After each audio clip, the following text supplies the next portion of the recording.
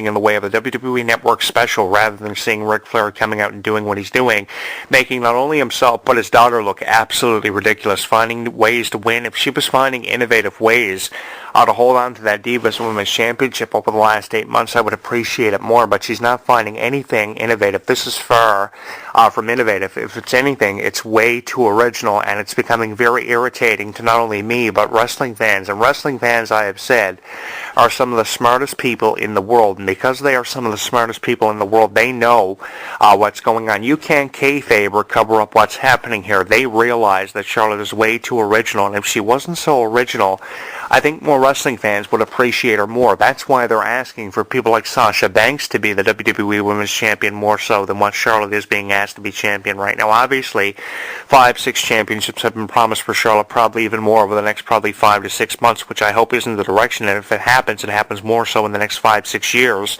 than 5 or 6 months, because right now what fans want to see more of are the Becky Lynches and the Sasha Bankses of the world. They don't want to see Maurice. They don't want to see Charlotte on top of the division. They want to see more and new innovative things happening for the women's division, more so than what's happened for the better part of the last 5-6 years. The same champions, the same challengers.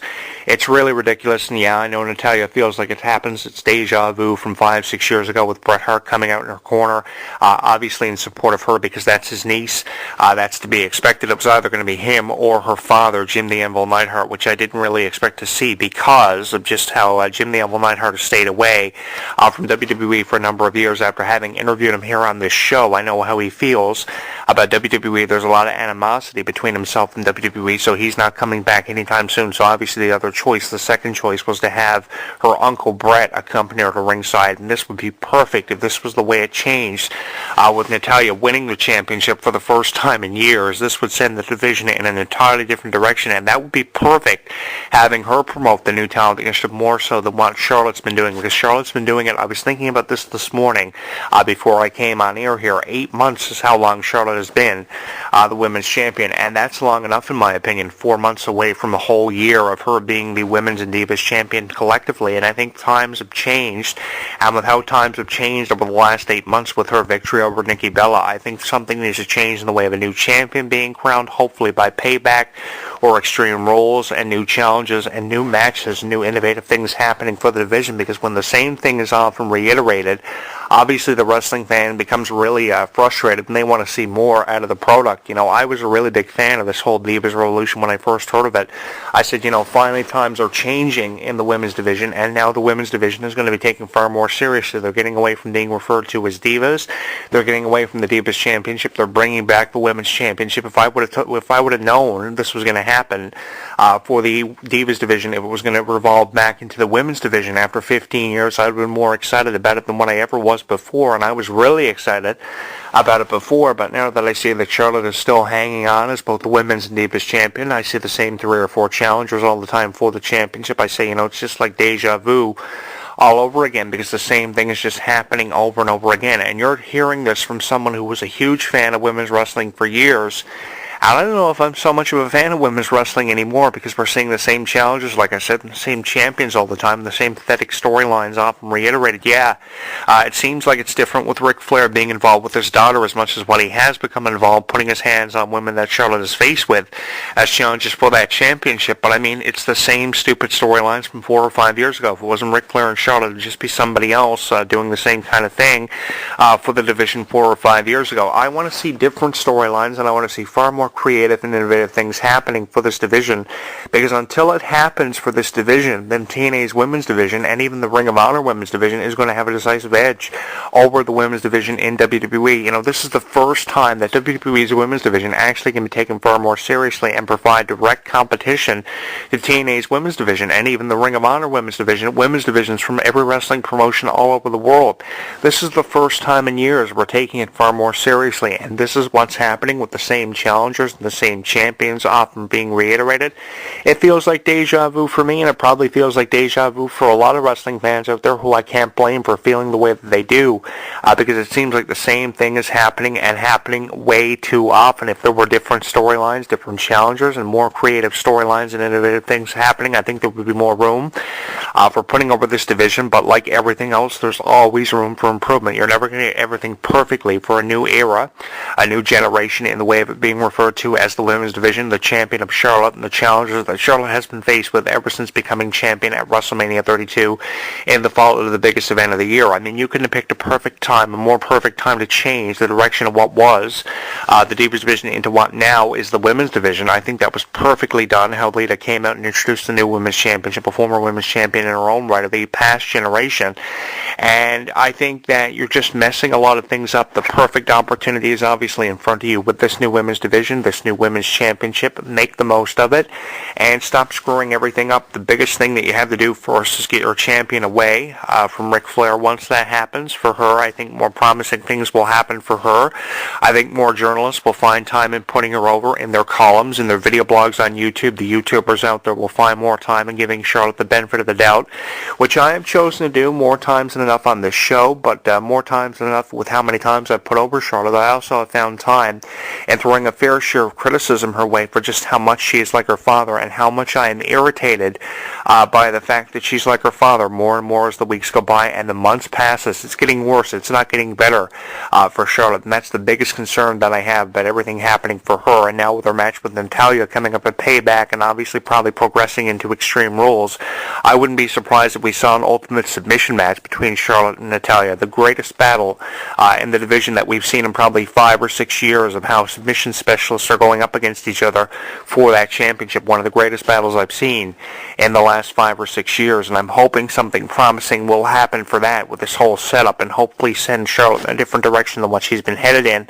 for the better part of the last 8 months. And I also really miss the Bella Twins, and obviously, yeah, WWE are just throwing things our way because they don't really know what kind of direction to take this division in because of the absence of the Bella Twins. Obviously, Nikki Bella's dealt with a lot of pressure, not knowing if she's going to be able to make a full return to the ring after this unexpected broken neck and this surgery, which she was unaware of, and obviously that sent the division in an entirely different direction. It sent the division in an uproar, and I think that, they're just trying to figure out where they go from here. But I think the answer to that question is a new champion, new contenders, and obviously new storylines. Yeah, Natalya versus Charlotte is one way of looking at it. Two of the best technically sound divas of this new generation, and the first really great storyline that I've heard about in the last 5 or 6 years. But hopefully something more promising will happen. Hopefully this will become a program where obviously Ric Flair and Bret Hart won't be the emphasis of all this and what everything revolves around, and hopefully it'll come down to an ultimate submission match or something along those lines, even an Extreme Rules match if you have to, just to change things up. People like China have got to be turning over in their grave when they think about, when you think about what the division has become.